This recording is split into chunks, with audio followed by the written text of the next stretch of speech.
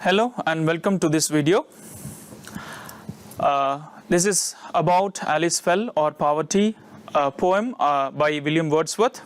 In this video, we will explore the poem, its story, theme, message, and how it reflects Wordsworth's vision of childhood and poverty. When we think of Wordsworth, our mind goes to the lush green nature, old buildings, giant castles, beautiful birds, etc., about whom he had written many famous poems. Many of those poems might have been read by many of us before, but Wordsworth has also written various other poems which provides the other side of human survival. One such poem is Alice Fell. Before we go into the poem, let us understand the legacy of Wordsworth. William Wordsworth, a prominent figure of the Romantic literary movement, is celebrated for his evocative and introspective poetry that often delves into the nuances of human emotions and the natural world.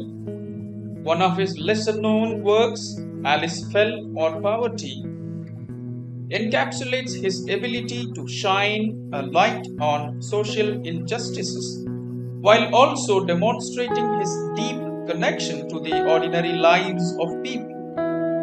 Written during a time of societal change and upheaval, this poem provides insight into the poet's views on poverty. Now, let us go into the poem. Alice Fell or Poverty. The postboy drove with fierce courier, for threatening clouds the moon had drowned, when suddenly I seemed to hear a moan, a lamentable sound. In the first stanza, the poet begins with the image of the postboy who is riding the carriage.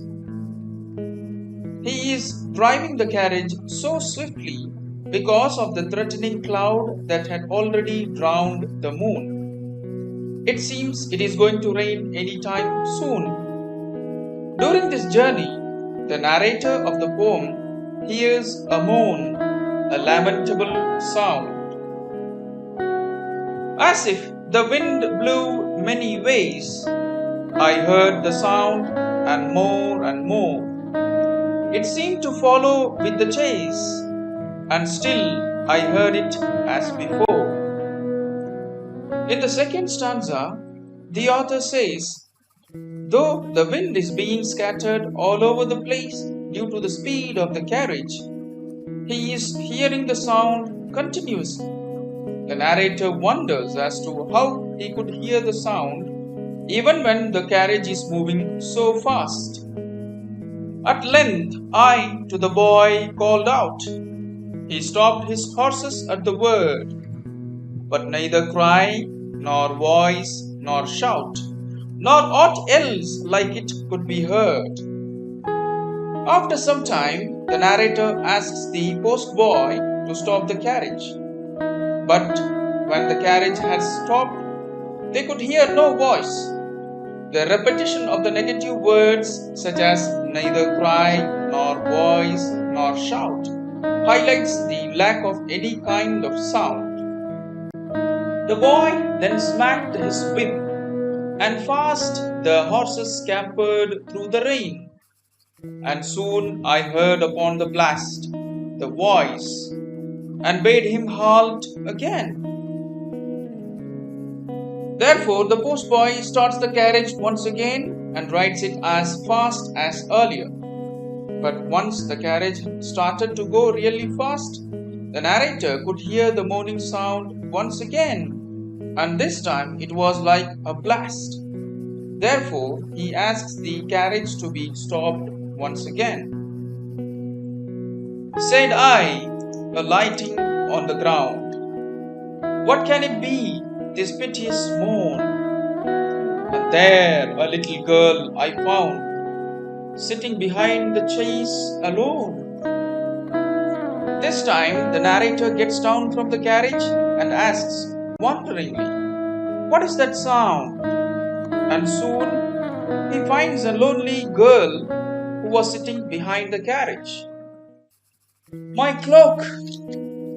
The word was last and first, and loud and bitterly she wept, as if her very heart would burst, and down from off the chaise she leapt.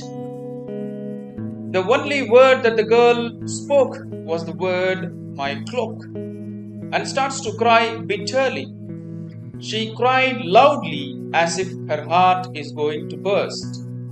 The girl gets down from the carriage. What ails you, child? She sobbed. Look here.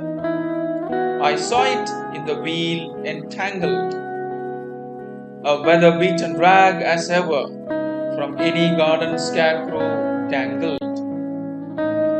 The narrator asks the child about the reason for her cry. She points to the cloak which is entangled in the wheel of the carriage. The cloak was already in a very bad condition. The metaphor of the scarecrow is used to show the real condition of the cloak.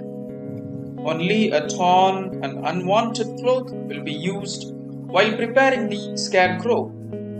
Her cloak was in such a condition. It was twisted betwixt knave and spoke.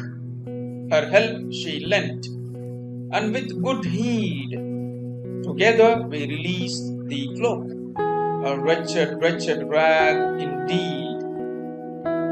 The cloak was stuck between the nave and the spoke of the wheel. The narrator and the child together released the cloak from the wheel after some struggle. And whither are you going, child? To-night along these lonesome ways? To Durham, answered she, half wild.